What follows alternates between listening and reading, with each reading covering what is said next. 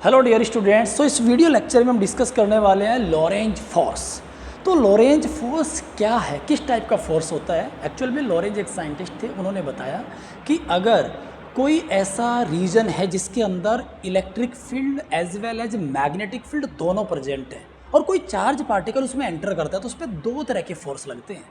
एक electric field की वजह से लगेगा जिसे हम बोलेंगे इलेक्ट्रिक फोर्स, और एक लगेगा मैग्नेटिक फील्ड की वजह से जिसे बोलेंगे magnetic force, right.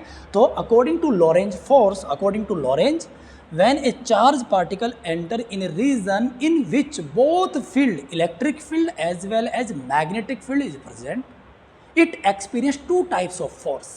One force due to electric field known as electrostatic force.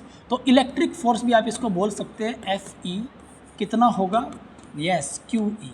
वो चार्ज कौन है जो एंटर किया? वो चार्ज Q है, ठीक है। अगर इलेक्ट्रिक फील्ड में आप लोगों ने पढ़ा होगा इलेक्ट्रोस्टैटिक में भी कि इलेक्ट्रिक फील्ड में अगर हम किसी चार्ज पार्टिकल को एंटर कराते हैं और ये पॉजिटिव चार्ज है तो इस पर फोर्स लगता है इलेक्ट्रिक फील्ड की ही डायरेक्शन में। अगर नेगेटिव चार्ज होगा तो भाई, अगर नेगेटिव है तो अपोजिट डायरेक्शन में लगेगा, पॉजिटिव है तो सेम डायरेक्शन में लगेगा। और कितना लगेगा?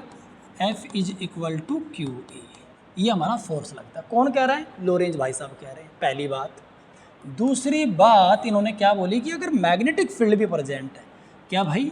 मैग्नेटिक फील्ड भी प्रेजेंट है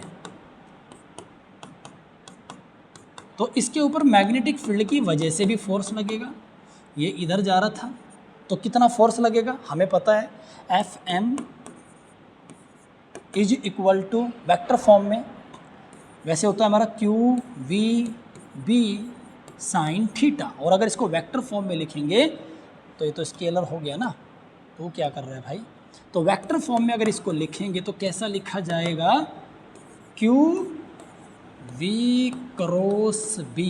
V क्रॉस B का मतलब समझते हो? मतलब जो फोर्स की डायरेक्शन है ना, तो V के अकॉर्डिंग है ना, वो मैग्नेटिक फील्ड के अकॉर्डिंग है, और किधर है? दोनों के परपेंडिकुलर है। Fleming left hand rule. अगर ये B है और ये V है तो ये फोर्स है, दोनों के परपेंडिकुलर, इसके भी और इसके भी, दोनों के फोर्स क्या होगा? Perpendicular in this case. Okay, equation number 2। तो नेट फोर्स कितना होने वाला है? तो लॉरेंज भाई साहब यही बताते हैं कि भाई जो नेट फोर्स बनेगा F नेट, वो कितना हो जाएगा? दोनों के सम के इक्वल। Fe हो, क्या बात, Fe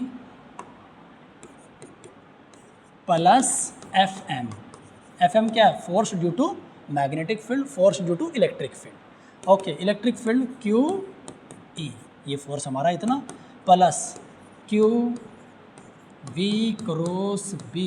तो क्या हो जाएगा? टोटल Q कॉमन आ जाएगा बाहर, बड़ा ब्रैकेट लगाएंगे, vector E plus V cross B।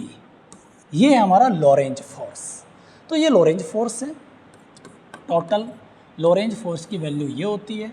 तो लॉरेंज फोर्स में बस आपने इतना ही लिखना है कि भाई ये होता है। आगे इस फोर्स का यूज़ कहाँ करेंगे हम, कहाँ यूज आएगी चीज़ें?